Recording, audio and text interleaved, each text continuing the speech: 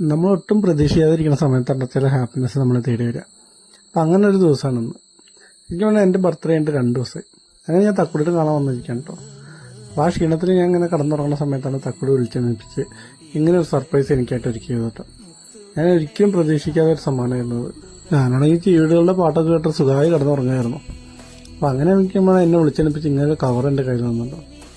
തുറന്നു നോക്കിയപ്പോൾ അതിന് ഭയങ്കര സന്തോഷമായി.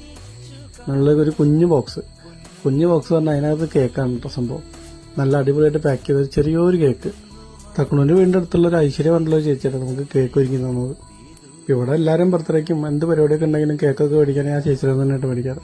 നല്ല അടിപൊളി കേക്കും കാര്യങ്ങളൊക്കെയാണ്. നല്ല ഫ്രഷ് ആയിട്ട് അടിപൊളിയായിട്ട് സെറ്റ് ചെയ്ത് തരും.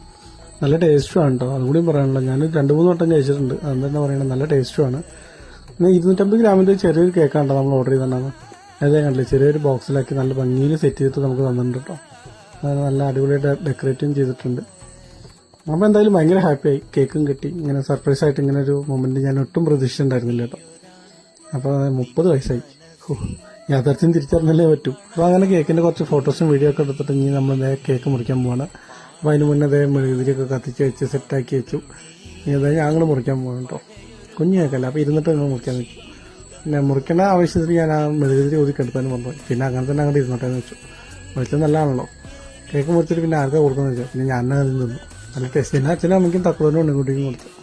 എന്തായാലും പ്രതീക്ഷിക്കാതെ കിട്ടിയ സന്തോഷം വളരെയധികം ആസ്വദിച്ചു. അപ്പം ഇന്നത്തെ വീഡിയോ ഇത്ര തന്നെ കേട്ടോ. അപ്പം ശരി, ടാറ്റാ, ബൈ ബൈ.